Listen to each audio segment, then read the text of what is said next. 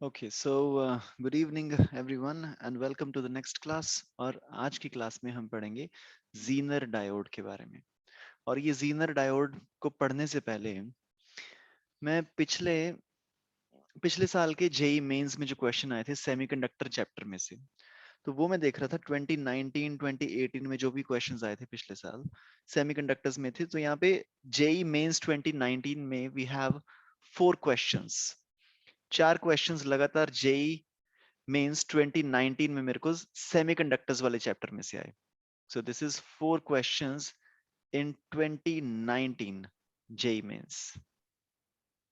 और फिर उसके बाद जेई मेंस 2018 में, जेई मेंस 2018 में मेरे पास ये आता किसी एक बात से क्वेश्चन बोलेगी आया, तो सेमीकंडक्टर में से एक क्वेश्चन आया। तो मैंने देखा ये सेमीकंडक्टर्स जो चैप्टर है ये जेई मेंस वालों को बहुत अच्छा लगता है। सो this is one of the chapters that you should pay special focus on. और आज की क्लास में हम क्या करेंगे, अगर हमारे पास टाइम बचा तो हम ये सारे क्वेश्चंस को करने की कोशिश करेंगे जो पिछले साल जेई मेंस में आए हैं, ठीक है। लेकिन उससे पहले जो छोटा सा टॉपिक है उसको खत्म कर लेते हैं, जीनर डायोड। और मैं बताना चाहता हूँ जीनर डायोड जेई मेंस 2019 में जो क्वेश्चंस आए ना सेमीकंडक्टर में से, ये 4 क्वेश्चंस, इसमें से वी हैव 1 2 एंड 3 क्वेश्चंस। ये 4 में से 3 क्वेश्चंस थे वो जीनर डायोड में से आए। So zener diode is very important, ठीक है। तो आज की क्लास में हम पढ़ेंगे जीनर डायोड के बारे में, ठीक है जी। तो जीनर डायोड को पढ़ने से पहले मैं एक बार कल की क्लास को दोबारा रिवाइज कर लेता हूँ कि एक जो मेरे पास पीएन जंक्शन होता है, इसको अगर मैं रिवर्स बायस कर दूं, रिवर्स बायस का मतलब पी टाइप को मैं नेगेटिव के साथ जोड़ दूं, एन टाइप को मैं पॉजिटिव के साथ जोड़ दूं। रिवर्स बायस में अगर मैं पीएन जंक्शन को जोड़ दूं तो मेरे पास यहाँ पे कन्वेंशनल डायरेक्शन में करंट तो फ्लो नहीं करता, लेकिन ऑपोजिट डायरेक्शन में करंट फ्लो करने लग जाता है, जिसको हम बोलते हैं रिवर्स करंट। जैसे जैसे हम रिवर्स वोल्टेज को बढ़ाते जाते हैं ये रिवर्स करंट भी बढ़ता जाता है। फिर एक ऐसा समय आता है जब रिवर्स वोल्टेज इतनी ज्यादा बढ़ जाती है कि वहां पे करंट का फ्लड आ जाता है। तो इसको अगर मेरे को एक ग्राफ में समझना है, सो जैसे थोड़ी सी रिवर्स वोल्टेज हमने दी, थोड़ा सा रिवर्स करंट भी आ गया। जैसे जैसे रिवर्स वोल्टेज बढ़ती जाएगी रिवर्स करंट ऐसे ऐसे करके नेगेटिव डायरेक्शन में बढ़ता जाएगा। सो this is my voltage, this is my current. ये दोनों चीजें नेगेटिव में जा रही हैं क्योंकि दोनों रिवर्स हैं। तो ये दोनों ऐसे जा रही हैं, करंट बहुत थोड़ा सा बढ़ रहा है, बढ़ रहा है, बढ़ रहा है। लेकिन ऑल ऑफ अ सडन एक पॉइंट आता है जिसको हम ब्रेकडाउन वोल्टेज बोलते हैं, वहां उसके बाद करंट ऐसे बढ़ जाता है शूम। मतलब कि इस वी पॉइंट के बाद जैसे ही हम ब्रेकडाउन वोल्टेज पे पहुंचे, अब इस ब्रेकडाउन वोल्टेज ये पीएन जंक्शन के कितने भी हो सकते हैं, ये 12 वोल्ट के भी होते हैं, 4 वोल्ट के भी होते हैं, 10 वोल्ट के भी होते हैं, ये बाजार में अवेलेबल हैं, ठीक है। बाजार में अलग अलग ब्रेकडाउन वोल्टेज वाले पीएन जंक्शन अवेलेबल हैं। लेकिन हमको जो ध्यान में रखना है कि जब रिवर्स वोल्टेज ब्रेकडाउन वोल्टेज के पास आ जाए उसके बाद एकदम से इलेक्ट्रिसिटी का पूरा फ्लो होने लग जाता है। वोल्टेज में सिर्फ थोड़ा सा डिफरेंस आता है और करंट एकदम से बहुत ज्यादा बढ़ जाता है। और इसी प्रॉपर्टी को हम यूज करके एक डिवाइस बनाएंगे जिसको हम बोलते हैं जीनर डायोड। जीनर डायोड जैसे कि मैंने कल तुमको बताया था, ये करता क्या है, ये तुम्हारे बाकी डिवाइसेस को सड़ने से बचाता है। जो मेरा एसी होता है, मान लो वो एसी को चाहिए 120 वोल्ट, एसी को भी 120 वोल्ट चाहिए, लेकिन मेरे जो ट्रांसफार्मर से जहाँ पे हम बिजली का बिल भर के आते हैं, आजकल तो हम नहीं जाते, आजकल तो पेटीएम से भरा जाता है। लेकिन पहले क्या होता था, अगर तुम्हें बिजली का बिल भरना है तो तुम वहां पे जाओगे, वो पीएस पीसीएल वाले ऑफिस में, वहां पे ना ऐसी पूरी लंबी लंबी लाइनें लगी होती थी, वहां पे जाके तुम लाइन में लग के बिल भर के आते होते थे। सो दिस इज 120 वोल्ट चाहिए मेरे एसी को, लेकिन मेरे ट्रांसफार्मर से कितनी वोल्टेज आ रही है, 240 वोल्ट।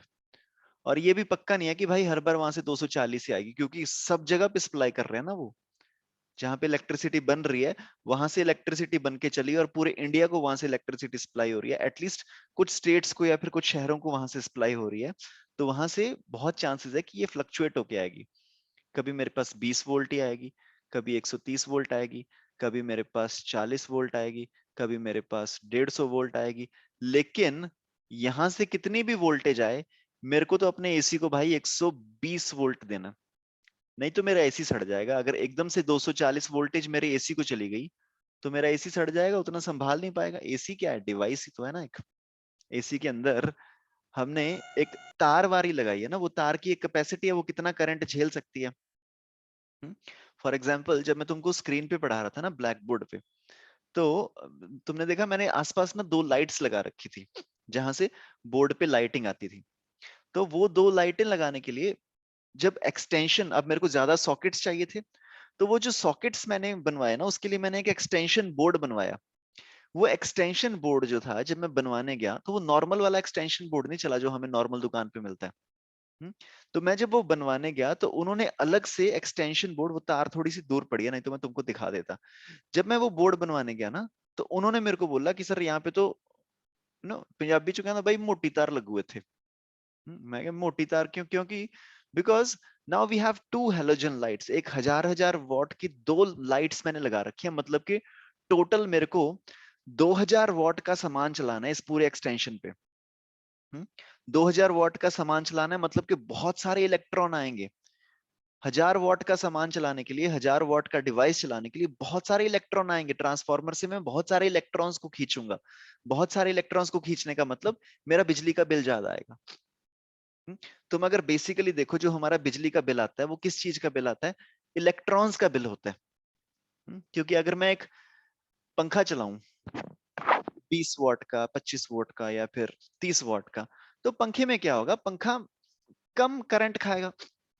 कम करंट खाएगा मतलब less flow of charge carriers, मतलब कि लेस फ्लो ऑफ इलेक्ट्रॉन्स।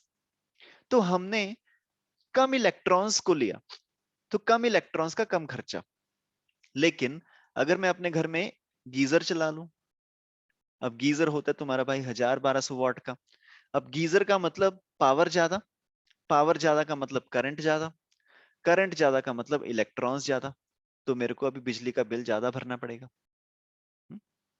लेकिन हर डिवाइस की एक लिमिट होती है। ऐसा नहीं कि पंखा तो मेरा है 12 वॉट का, लेकिन इलेक्ट्रॉन्स मैं इसमें भेज दूं पूरे गीजर वाले, तो उसमें दिक्कत हो जाएगी। हम गीजर में जितने इलेक्ट्रॉन्स मेरे को चाहिए वो इलेक्ट्रॉन्स मैं अपने पंखे में नहीं भेज सकता। इसीलिए हमारे पास होते हैं पैरेलल सर्किट्स। ये हमने हमने पढ़ा था ना छोटी क्लासेस में। मान लो ये मेरा एक सर्किट है, ये रेजिस्टेंस है, यहां मैंने लगा रखा है गीजर। तो इसके साथ मैं सीरीज में अपना पंखा नहीं लगाऊंगा, ये बेवकूफी हो जाएगी ना। ये जो बिजली वाले आते हैं ना, जब हम नया घर बनाते हैं तो वो उनको इसकी समझ होती है कि किस चीज को कैसे लगाना है। जो मेरा गीजर होगा और जो मेरा पंखा होगा इनको मैं अलग रखूंगा, क्योंकि यहाँ पे मेरे को अलग वैल्यू ऑफ करंट चाहिए, यहाँ पे मेरे को अलग वैल्यू ऑफ करंट चाहिए। अगर मैंने दोनों को सेम में लगा दिया तो क्या होगा, मेरा पंखा सड़ जाएगा। या तो पंखा सड़ जाएगा ज्यादा इलेक्ट्रॉन की वजह से, या फिर गीजर चलेगा नहीं, कम इलेक्ट्रॉन्स अगर हो गए। तो हम क्या करेंगे, मैं तुमको एक नए पेज में बता रहा हूँ। हम फिर इसके लिए क्या करते हैं, यहाँ पे तो हो जाएगा मेरा गीजर, बड़ा बड़ा डिवाइस है ये, ठीक है। तो बड़े डिवाइस अकेले होते हैं। यहाँ पे हो जाएगा मेरा एसी। फिर उसके बाद जो छोटू मोटू डिवाइसेस हैं, जैसे कि ये हो गया तुम्हारा पंखा, या फिर ये हो गया तुम्हारा बल्ब, या फिर ये हो गया तुम्हारा लाइट, या फिर तुम्हें मोबाइल चार्ज करना है, सॉकेट चार्ज करना है। इन सारी चीजों को तुम सीरीज में रख सकते हो, क्योंकि इसमें जो करंट फ्लो करेगा इसमें करंट फ्लो करेगा। ये हमको छोटा छोटा करंट चाहिए होता है, इसको हम मैनेज कर लेंगे। लेकिन अगर तुमको कोई बड़ा डिवाइस लगाना है, वो बड़े डिवाइस को तुम्हें अलग से सीरीज में, अलग से पैरेलल में लगाना पड़ेगा। क्योंकि तुम अगर देखो पैरेलल में क्या होता है, ये पूरे के पूरे सर्किट को अगर मैंने एक बैटरी के साथ जोड़ दिया, तो यहां पे जो वोल्टेज आएगी, इन दो पॉइंट्स के अक्रॉस जो वोल्टेज आएगी विल बी दिस वोल्टेज, जितनी भी आई है 100 वोल्ट का मान लो, तो इनके अराउंड आएगी 100 वोल्ट। तो इस डिवाइस को मिलेगी 100 वोल्ट वोल्टेज। और ये सारे के सारे ये जो डिवाइसेस हैं, 4-5 जो मैंने लगा रखे हैं, इनको मिलेगी 100 वोल्ट। फिर ये जो एक डिवाइस है इसको मिलेगा 100 वोल्ट। फिर ये जो एक डिवाइस है इसको मिलेगा 100 वोल्ट। और इस डिपेंडिंग अपॉन दिस करंट सब में से अलग अलग फ्लो करेगा। इसमें से कुछ करंट फ्लो करेगा, इसमें से करंट फ्लो करेगा, इसमें से करेगा, इसमें से करेगा। लेकिन करंट तुम देखो, अगर एक बार इसमें करंट घुस गया, मान लो 1 एम्पेयर करंट घुस गया इस तार में, तो वो 1 एम्पेयर करंट पंखे में से भी फ्लो करेगा, बल्ब में से भी करेगा, इसमें भी 1 एम्पेयर हर डिवाइस में से 1 एम्पेयर करंट ही फ्लो करेगा, क्योंकि एक बार इलेक्ट्रॉन घुस गए तार में, इलेक्ट्रॉन जब तार में घुस गए तो पूरे के पूरे इलेक्ट्रॉन दूसरी साइड से निकल के आएंगे ना। अब बीच में यहाँ पे तुमने पंखा लगा रखा है, बल्ब लगा रखा है, टीवी लगा रखा है, कुछ भी लगाओ, इलेक्ट्रॉन्स तो घुस गए, अब वो वापस थोड़ा ना आएंगे इलेक्ट्रॉन्स। तो करंट जो एक बार तार में घुस गया, वो करंट पूरा का पूरा हर डिवाइस तक उतना ही जाएगा, अगर सीरीज में लगे हैं डिवाइसेस, तो ये सारे सीरीज में लगे हैं। हमारे पास जो एक स्विच बोर्ड होता है ना, जिसमें सारे बटन इकट्ठे लगे होते हैं, ये स्विच बोर्ड क्या है, इसमें फैन का स्विच भी है, इसमें बल्ब का स्विच भी है, इसमें मोबाइल का चार्जर भी है, इसमें तुम अपनी आयन भी प्रेस कर सकते हो। ये सारे सीरीज में लगे हुए हैं, तभी एक सीरीज में लगे हैं सारे बटन। लेकिन एक अलग से सेम रूम में एक अलग से स्विच बोर्ड लगा होता है। अब ये स्विच बोर्ड और ये स्विच बोर्ड दोनों आपस में पैरेलल में है, ये दोनों को हम सीरीज में नहीं लगा सकते। समझ रहे हो ना, क्योंकि हमको उतना ही वोल्टेज ड्रॉप चाहिए दोनों स्विच बोर्ड के अक्रॉस। ये हो गया तुम्हारा एक तरह का स्विच बोर्ड, ये हो गया दूसरे तरह का स्विच बोर्ड, ये हो गया तीसरे तरह का स्विच बोर्ड, ये हो गया चौथे तरह का स्विच बोर्ड। ये सारे लगे हैं पैरेलल में, all these are in parallel. और इसमें से ये जो एक पर्टिकुलर स्विच बोर्ड है, इसमें ये सारे डिवाइसेस लगे हैं सीरीज में। ओके ये मैंने तुम्हें थोड़ा सा इंट्रोडक्शन दिया, क्योंकि हम इसको अभी इस्तेमाल करने जा रहे हैं। तो अभी हमने सीख लिया कि रिवर्स करंट और रिवर्स वोल्टेज होता क्या है। लेकिन ये जीनर डायोड की हमको जरूरत ही क्या पड़ी भाई, रेक्टिफायर हमारे पास था ना, रेक्टिफायर ने काम तो कर दिया था अपना। रेक्टिफायर में क्या था, एक एसी सिग्नल आया था इनपुट, यहां से एसी सिग्नल जब आया तो रेक्टिफायर ने कल क्या किया था, मेरे पास दो तरह के रेक्टिफायर थे, एक हाफ वेव रेक्टिफायर था और एक फुल वेव रेक्टिफायर था। जो हाफ वेव रेक्टिफायर था, हाफ वेव रेक्टिफायर क्या करता था, यहाँ पे इसको कन्वर्ट कर देता था। और फुल वेव ने तो क्या किया, फुल वेव ने पूरी की पूरी वेव को यूनिडायरेक्शनल करके कन्वर्ट कर दिया।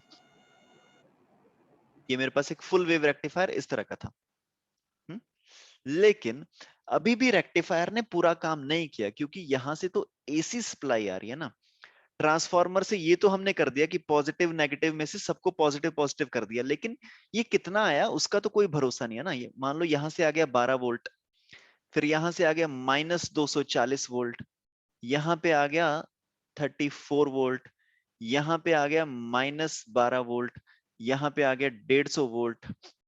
तो जो रेक्टिफायर करेगा वो सबको पॉजिटिव कर देगा, इसको 12 वोल्ट कर देगा, इसको 240 वोल्ट कर देगा, इसको 34 वोल्ट कर देगा, इसको दोबारा से 12 वोल्ट कर देगा, इसको 150 वोल्ट कर देगा। इस तरह से उसने यूनिडायरेक्शनल तो कर दिया। तो एक्चुअली में अगर तुम डायग्राम देखो रेक्टिफायर की, हमने थोड़ी सी गलत बनाई थी, हमको ऐसे बनानी चाहिए थी, 12, 240, 34, 12, 150। रेक्टिफायर ये काम करता। लेकिन रेक्टिफायर से आगे अब इन सबको हमें एक सार करना पड़ेगा ना। अगर हमको चाहिए मान लो 15 वोल्ट वोल्टेज चाहिए, तो ये जो यूनिडायरेक्शनल हमारे पास वेव आई है, इसको हमें सिमेट्रिक बनाना पड़ेगा। मतलब कि हमें वोल्टेज को रेगुलेट करना पड़ेगा। So we need a device which is a voltage regulator, और वो वोल्टेज रेगुलेटर का काम करेगा जीनर डायोड। जीनर डायोड काम करेगा वोल्टेज रेगुलेटर का। तो सबसे पहले हम डेफिनेशन लिख लेते हैं, what is Zener diode. Zener diode is a special purpose diode. ये नॉर्मल डायोड ही होता है, पीएन जंक्शन जैसा ही होता है। Is a special purpose diode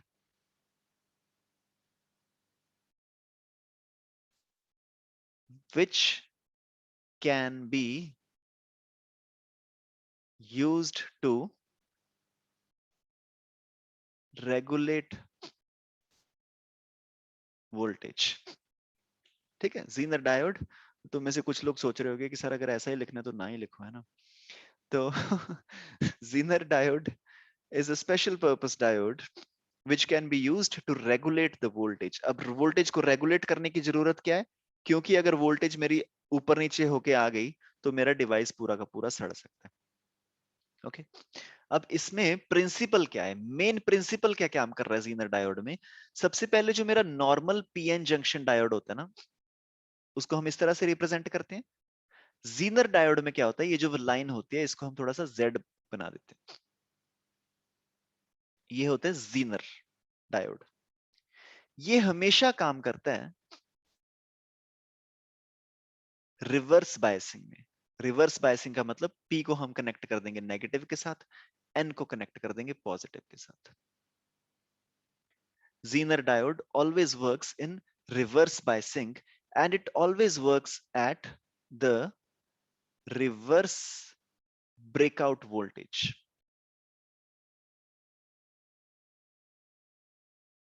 It always works at the reverse breakout voltage. और यहां पे हम जिस प्रॉपर्टी का इस्तेमाल करेंगे वो प्रॉपर्टी क्या है कि at reverse breakout voltage, reverse breakout voltage पे क्या होता है, बहुत ही हल्की सी, हम अपने ग्राफ को एक बार दोबारा से देखते हैं। ओह, हमने कहीं ग्राफ बनाया था ना, बम बम बम या पीएन जंक्शन को अगर हम रिवर्स बायसिंग कर दें, मैं रंग बदल लेता हूं, तो पहले पहले तो करंट थोड़ा सा नॉर्मल ही रहता है, सिंपल ही रहता है। फिर रिवर्स ब्रेकआउट वोल्टेज के बाद थोड़ी सी वोल्टेज ही बढ़ती है और करंट बहुत ज्यादा बढ़ जाता है। मान लो किसी डायोड का रिवर्स ब्रेकआउट वोल्टेज है 12 वोल्ट, तो 0 से लेके 12 वोल्ट रिवर्स वोल्टेज तक तो मान लो उसमें करंट फ्लो कर रहा है 0.1 मिली एम्पेयर। फिर 12 वोल्ट से जैसे ही हम 12.000001 वोल्ट करते हैं तो इसमें करंट फ्लो कर रहा है 100 मिली एम्पेयर। मतलब कि 0 से 12 तक तो बहुत कम करंट फ्लो कर रहा था, सिर्फ 0.1 मिली एम्पेयर। एकदम से जब 12 से हमने थोड़ा सा आगे बढ़ाया, बस इतना सा, इतना सा हमने आगे वोल्टेज की, करंट बहुत ज्यादा फ्लो कर गया। इसको बोलते हैं हम एवलांच इफेक्ट। और इसी प्रिंसिपल को हम यूज करेंगे at reverse breakdown voltage. A very small a very small increase in reverse voltage, a very small increase in reverse voltage increases the current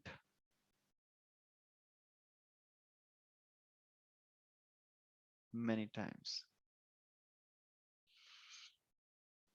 बहुत ही छोटी सी वोल्टेज के इंक्रीज पे, अब ये होता कहाँ है, रिवर्स बायस वोल्टेज पे, रिवर्स ब्रेकडाउन वोल्टेज पे थोड़ा सा हम वोल्टेज इंक्रीज करेंगे, करंट बहुत ज्यादा बढ़ जाएगा। मतलब कि जीनर डायोड को हम जब भी यूज करेंगे, हम ये रिवर्स ब्रेकआउट वोल्टेज वाली कंडीशन में ही इस्तेमाल करेंगे। ठीक है, तो अब हम क्या करेंगे, जीनर डायोड की सर्किट डायग्राम देखते हैं, जो कि मैंने ऑलरेडी नेट से उठा रखी है। ये जीनर डायोड की सर्किट डायग्राम है और ये, इसको मुझे कॉपी करना पड़ेगा and you go to a new slide and you paste it here. ये जीनर डायोड का सर्किट डायग्राम है, कुछ इस तरह से दिखता है। ये अभी इसको मत बनाना, जस्ट समझ लो ये हो क्या रहा है। यहाँ पे एक बैटरी है अपने पास। अब सबसे पहले तो ये जो हमने डायोड लगाया, ये फॉरवर्ड बायस्ड है कि रिवर्स्ड बायस्ड? ये P इसका इस साइड है, N इसका इस साइड है। जो P है वो नेगेटिव से कनेक्टेड है, जो N है वो पॉजिटिव से कनेक्टेड है। मतलब कि ये रिवर्स बायस हो रखा है, दिस इज रिवर्स बायस। तो मतलब कि अगर ये रिवर्स ब्रेकआउट वोल्टेज में काम कर रहा है तो हम इसको जीनर डायोड बोल सकते हैं, ये वोल्टेज रेगुलेटर की तरह काम कर सकता है। लेकिन ये सर्किट बना कैसे, इस सर्किट पे हम पहुंचेंगे धीरे धीरे। हम प्रॉब्लम को समझते हैं। ये जो इधर हमारा RL है ना, ये RL लोड है। ये RL वो चीज है तुम्हारा AC। RL में हमको एक कांस्टेंट वोल्टेज चाहिए RL में। ये तुम्हारा RL इज AC, यहां पे हमको कांस्टेंट वोल्टेज चाहिए। तो मैं एक नई स्लाइड पे पहले ना एक बार हम प्रॉब्लम लिख लेते हैं कि दिक्कत क्या है। मेरे पास एक डिवाइस है, ये है मान लो हमारा AC। इसको हर बार एक कांस्टेंट वोल्टेज ही चाहिए, इसको 100 वोल्ट ही चाहिए। और मान लो इसका जो रेजिस्टेंस है, जो हमने AC लगाया है, let's say this resistance is 100 ओम, तो इसमें से करंट कितना फ्लो करेगा, 1 एम्पियर। तो मतलब हमको इस एसी में से 1 एम्पेयर करंट ही चाहिए। 1 एम्पेयर करंट चाहिए मतलब हमको यहाँ पे वोल्टेज ड्रॉप सिर्फ 100 वोल्ट ही चाहिए। तो अगर इसको मैं अगर अपने एसी सप्लाई के साथ जोड़ दूं,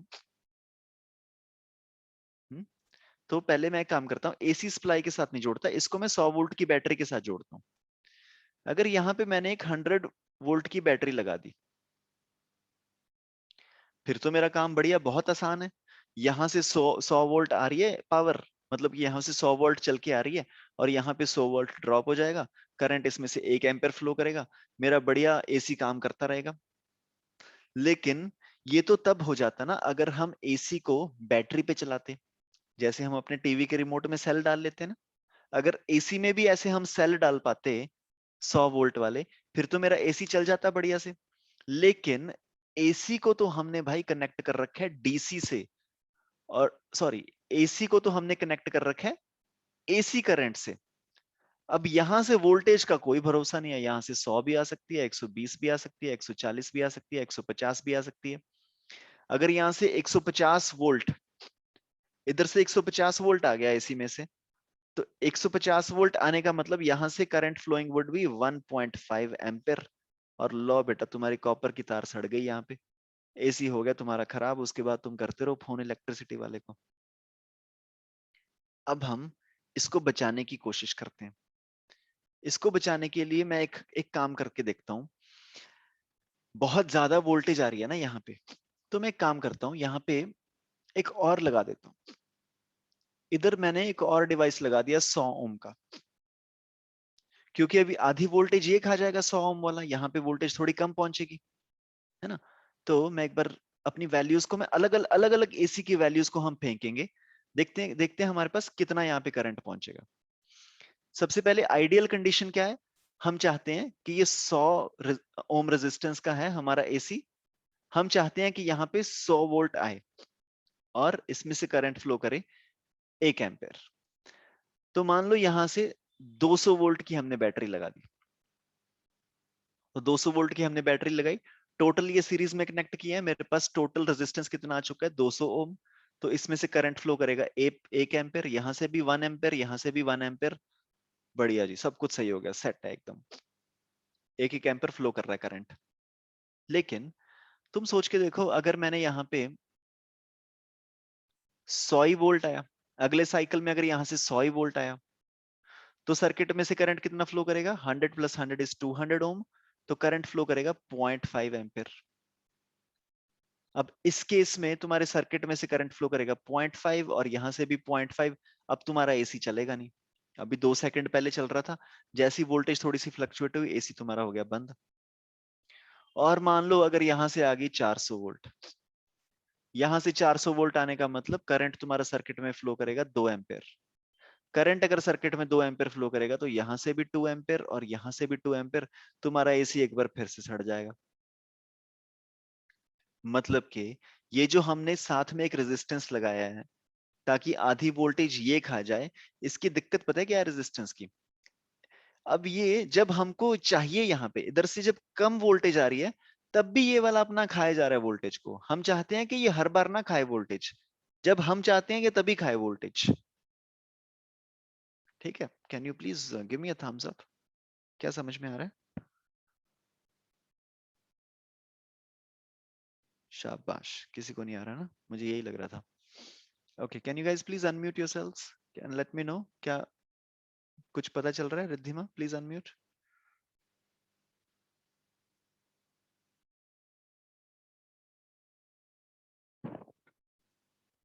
एनीवन? कोई है? हम्म। 1 एम्पेयर करंट फ्लो करे, तो अगर हम चाहते हैं कि इस रेजिस्टेंस में से हमेशा 1 एम्पेयर करंट फ्लो करे, तो मतलब हम ये भी चाहते हैं कि इस रेजिस्टेंस के अक्रॉस जो वोल्टेज ड्रॉप हो रहा है वो हमेशा 10 वोल्ट ही होना चाहिए resistance drop. Please give me thumbs up. क्योंकि हमने पढ़ रखे हैं ना छोटी क्लासेस में, V is equal to I R, ohm's law. तो हम चाहते हैं कि हमेशा इस रेजिस्टेंस में 10 वोल्टेज का ही ड्रॉप हो। तो अगर हम ये चाहते हैं कि इस रेजिस्टेंस में हमेशा 10 वोल्टेज का ही ड्रॉप हो, तो हम क्या करते हैं, इस रेजिस्टेंस को एक बैटरी के साथ कनेक्ट कर देते हैं जिसकी वैल्यू है 10 वोल्ट। यही हम काम करते हैं जब मेरे को ये माउस चलाना होता है। मैं चाहता हूं कि ये माउस जो है हमेशा, कितना सेल है ये, मैं चाहता हूं ये जो माउस है, इस माउस के अक्रॉस हमेशा 3 वोल्टेज का ड्रॉप हो, 3 वोल्ट। तो 3 वोल्टेज के ड्रॉप के लिए मैंने इसमें 2 सेल डाल रखे हैं, और ये जो दोनों सेल हैं ये ट्रिपल ए सेल्स हैं, 1.5 वोल्ट के सेल्स हैं दोनों। तो इस माउस में मैंने 2 सेल्स डाल रखे हैं, 2 इंटू 1.5, मतलब कि टोटल मैंने 3 वोल्ट की बैटरी लगा दी माउस के अक्रॉस। अब एक ही डिवाइस है, सिर्फ माउस है, तो पूरा का पूरा 3 वोल्ट माउस के अक्रॉस ड्रॉप हो रहा है, बढ़िया, मेरे को मजा आ रहा है।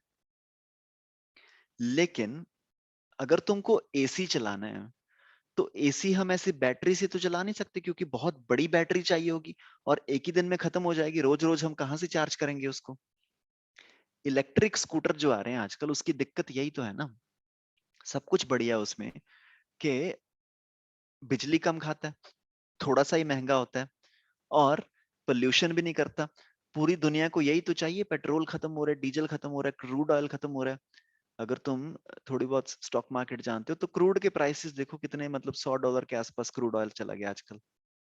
क्योंकि ये प्राइस क्यों बढ़ रहा है, क्योंकि दुनिया में तेल खत्म हो रहा है, मतलब कि दुनिया में रिसोर्स खत्म हो रहे हैं, जैसे जैसे रिसोर्स खत्म होंगे रिसोर्सेज का भाव बढ़ना शुरू हो जाएगा।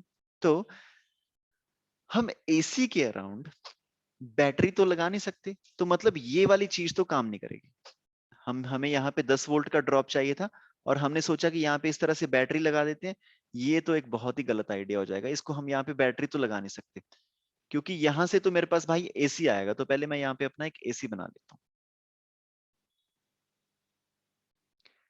अगर एसी में से 10 वोल्ट आ रहा है तो फिर तो ठीक है, ये वाला सिस्टम काम कर जाएगा। लेकिन अगर एसी में से 20 वोल्ट आ गया, तो यहाँ पे करंट भी डबल हो जाएगा, एक की जगह ये 2 एम्पेयर हो जाएगा, और ये मेरा डिवाइस सड़ जाएगा। ये है मेरी प्रॉब्लम स्टेटमेंट। क्या मेरी प्रॉब्लम स्टेटमेंट सही है? Please give me thumbs up.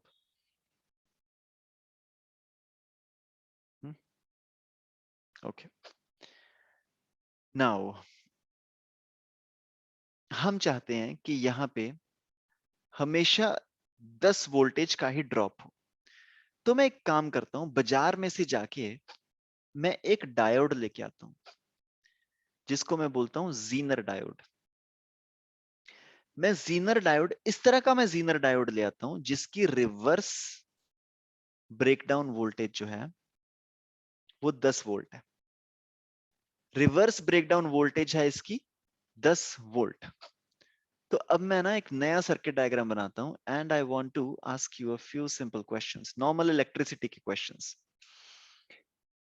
मान लो एक मेरे पास बैटरी है 10 वोल्ट की,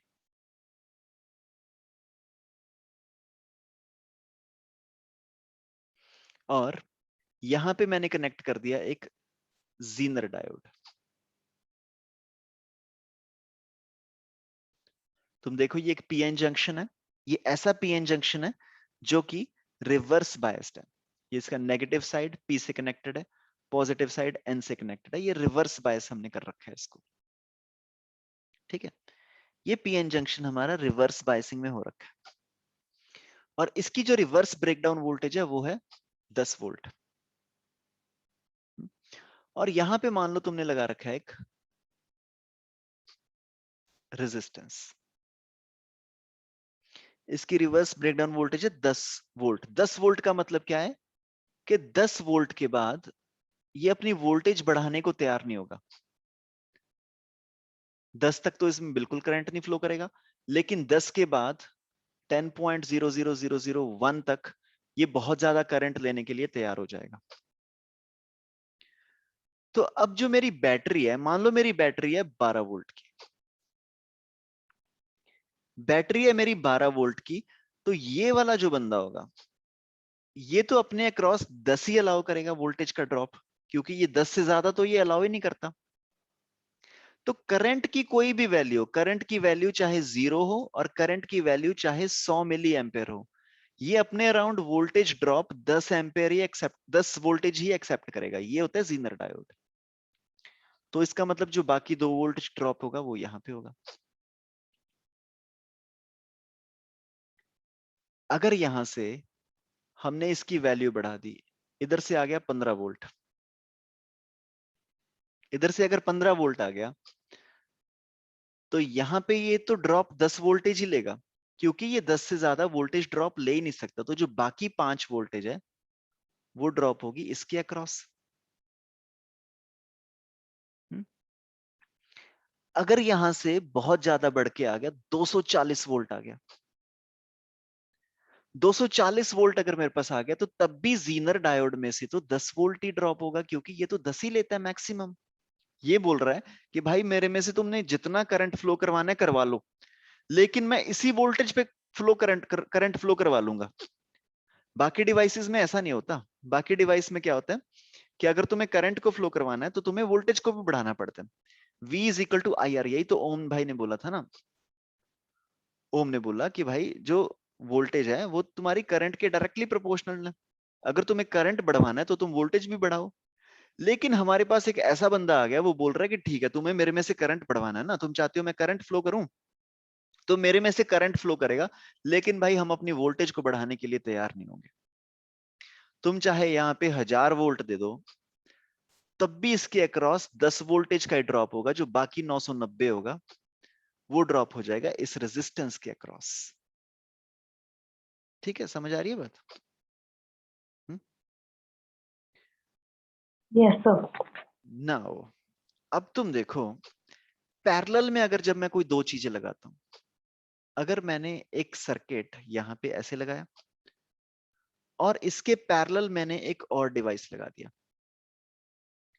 और ये मान लो 10 वोल्ट, तो ये जो टर्मिनल है, इस टर्मिनल के अक्रॉस भी ड्रॉप होगा 10 वोल्ट, मतलब कि यहां पे इस डिवाइस के अक्रॉस ड्रॉप होगा 10 वोल्ट, और इस डिवाइस के अक्रॉस भी ड्रॉप होगा 10 वोल्ट।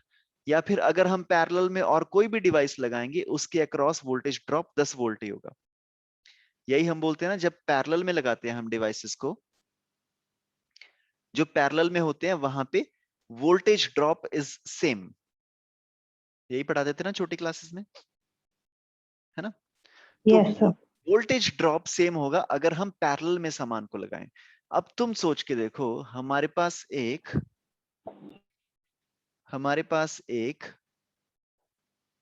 ऐसा डिवाइस बन गया है जो कि बोल रहा है कि मैं अपने अक्रॉस सिर्फ 10 वोल्ट का ही ड्रॉप होने दूंगा।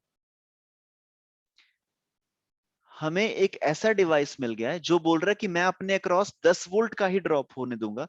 अगर हम इसके पैरेलल में अपना वो वाला डिवाइस लगा दें जिसकी हमें जान बचानी है, ये वो वाला डिवाइस है जो बोल रहा है कि भाई मेरे को सिर्फ 10 वोल्ट ही चाहिए, अगर तुमने इससे ज्यादा मेरे को वोल्टेज दी तो मेरे अंदर में से करंट बहुत ज्यादा बढ़ जाएगा और मैं सड़ जाऊंगा। तो हमने क्या बोला, ठीक है तुम्हें 10 वोल्ट का ड्रॉप चाहिए था ना, तुम इसके पैरेलल में लग जाओ, क्योंकि ये एक ऐसा इंसान है जो अपने में से सिर्फ 10 वोल्टेज का ही ड्रॉप अलाउ करेगा। तो जो टर्मिनल वोल्टेज यहां पे आएगी वो 10 वोल्ट होगी। यहाँ पे टर्मिनल वोल्टेज या फिर 10 होगी या फिर 10.00001 इतनी होगी, और सेम वोल्टेज यहां पे ड्रॉप हो जाएगी। जो भी इधर से वोल्टेज बढ़ के आएगी, अब मैं यहां से तुम्हें वोल्टेज बढ़ा के दिखाता हूं। मान लो हमारी इधर से वोल्टेज आई 11 वोल्ट,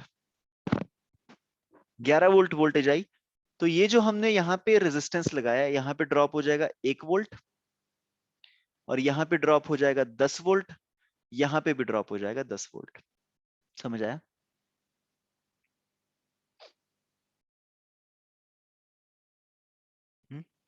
क्योंकि जीनर डायोड के अक्रॉस हमेशा 10 वोल्ट ही ड्रॉप होगा।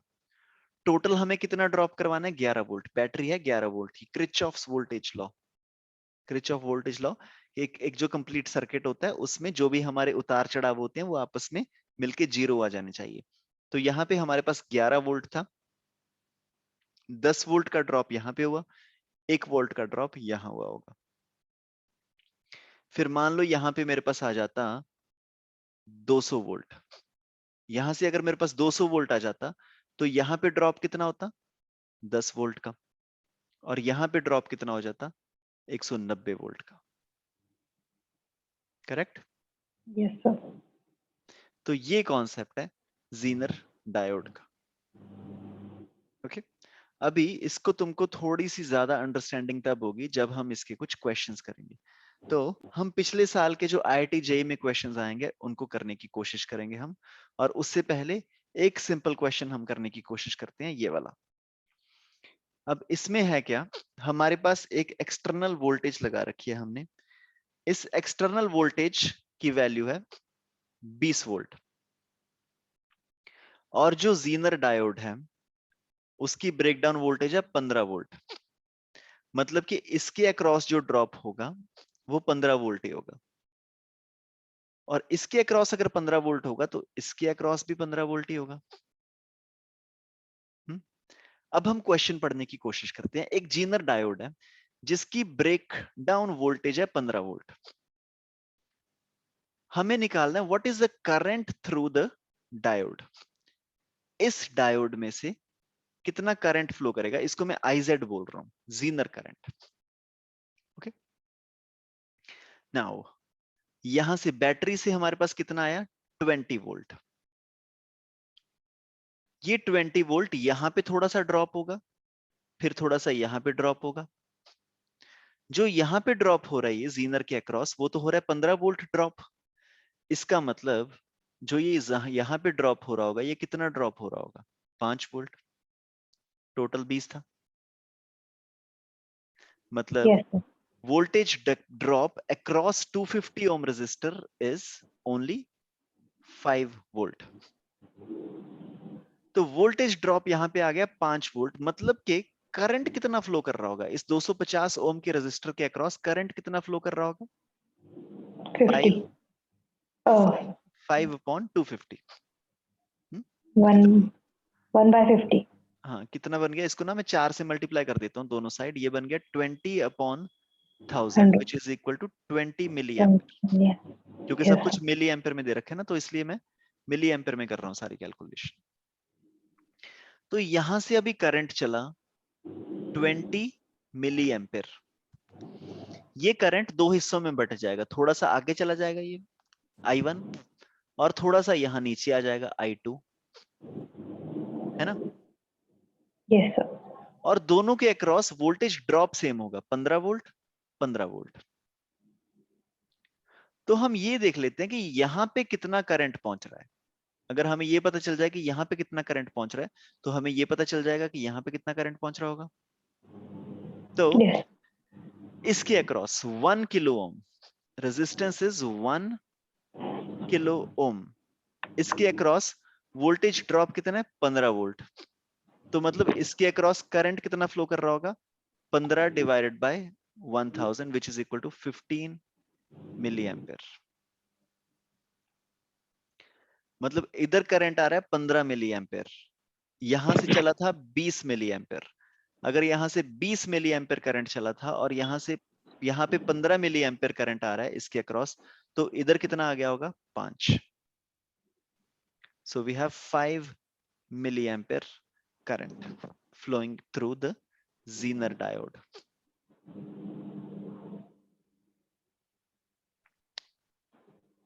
समझ आया? Yes sir. पिछले साल जेई मेंस में 2019 में आया हुआ एक क्वेश्चन अभी हम करने जा रहे हैं, थोड़ा सा डिफिकल्ट है, जेई मेंस में आया हुआ क्वेश्चन है ये।